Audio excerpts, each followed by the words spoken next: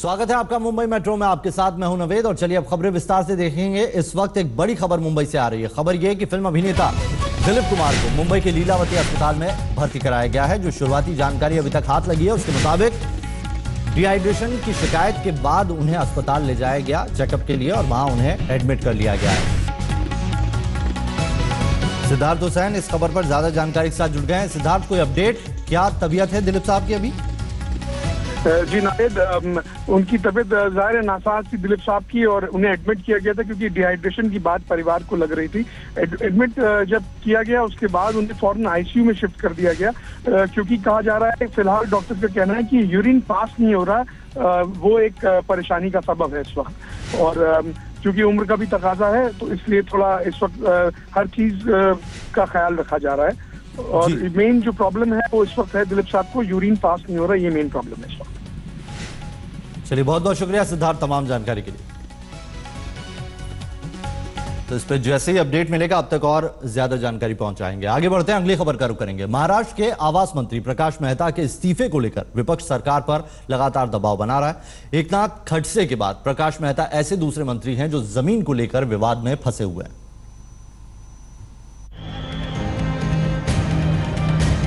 मुंबई में आदर्श बिल्डिंग घोटाला सामने आया था तो उस वक्त कांग्रेस की सरकार थी और घाटकोपर में सिद्धि साई बिल्डिंग गिरी तो बीजेपी शिवसेना की सरकार है। लेकिन दोनों ही मामलों में साफ यही हुआ कि राजनेताओं की नौकरशाहों और बिल्डर से साठगांठ रही। लेकिन मुद्दा सिर्फ सिद्धि साई बिल्डिंग का नहीं है। महाराष्ट्र की फडणवीस सरकार अब राजनेता बिल्डर नेक्सस मामलों को लेकर लगातार घिरती जा रही है। कुछ साल पहले बिल्डर और नेता की साठगांठ और जमीन घोटालों के आरोपों के चलते कांग्रेस और एनसीपी की सरकार बदनाम हो चुकी थी। खुद कांग्रेस के मुख्यमंत्री पृथ्वीराज चव्हाण ने भी यह बात मानी थी। तब बीजेपी आरोप करने में सबसे आगे रहती थी।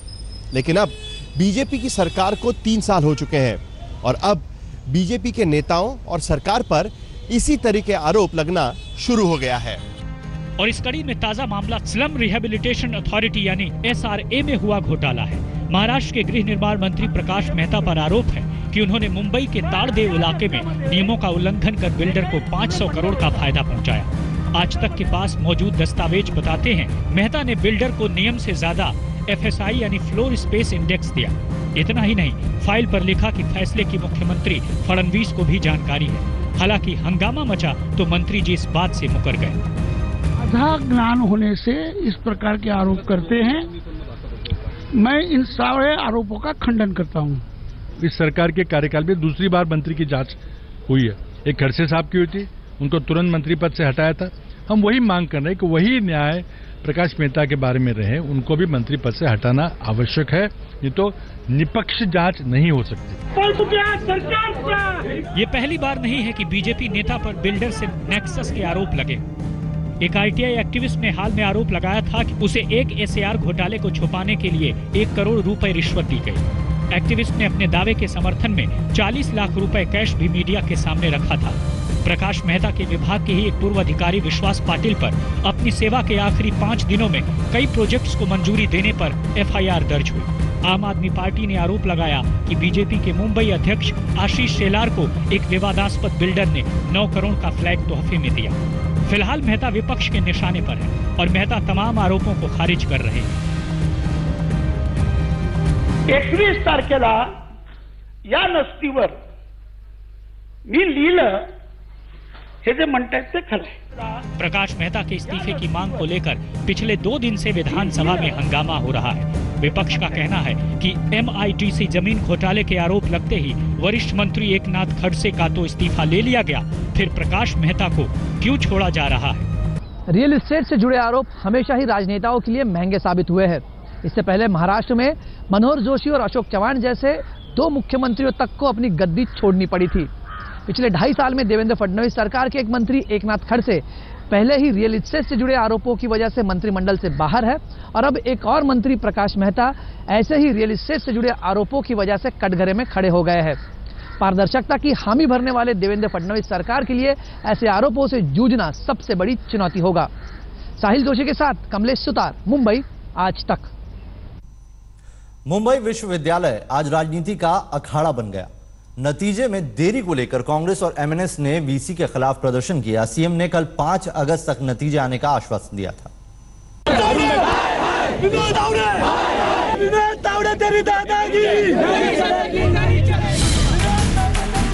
मुंबई यूनिवर्सिटी के परीक्षा नतीजों में देरी का मुद्दा काफी गर्माता जा रहा है। बुधवार के दिन मुंबई यूनिवर्सिटी के वाइस चांसलर संजय देशमुख के खिलाफ दो पार्टियों ने प्रदर्शन किया।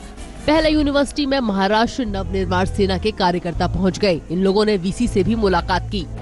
वीसी के पास हम लोग गए थे, उनके पास हम लोग की जो डिमांड है वो हमने रखी है। हम लोग ने उनसे कहा है कि पूरी सिस्टम जितना वो जिम्मेदार है इस चीज़ के लिए, उतना ही एग्जामिनर कंट्रोलर दीपक वसावे वो भी जिम्मेदार है इसके लिए। तो उन्हें पहले मतलब इमीडिएटली उनके ऊपर एक्शन लेना बहुत ज़रूरी है, उनके ऊपर एक्शन ली जाए। नहीं चलेगी, नहीं चलेगी। एमएनएस के बाद बारी थी कांग्रेस पार्टी की। संजय निरुपम के नेतृत्व में कांग्रेस और एनएसयूआई के कार्यकर्ताओं ने वीसी दफ्तर का घेराव करने की कोशिश की और उस पर ताला भी जड़ दिया।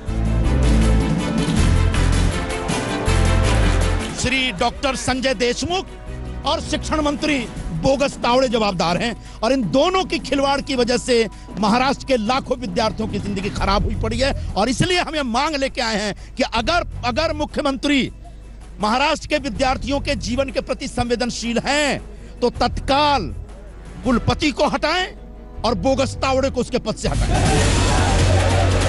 दरअसल कॉपी जांचने में हो रही देरी इस बार शुरू हुए नए ऑनलाइन असेसमेंट सिस्टम की वजह से है, जिसे समझने में दिक्कतें आई और तकनीकी खामियों से भी शिक्षकों को जूझना पड़ा। इस समय करीब 4 लाख कॉपियों की जांच होना बाकी है। मुख्यमंत्री देवेंद्र फडणवीस ने कल सदन में भरोसा दिया था कि सभी नतीजे 5 अगस्त तक घोषित हो जाएंगे और जो लोग देरी के लिए जिम्मेदार हैं उन पर कार्रवाई होगी।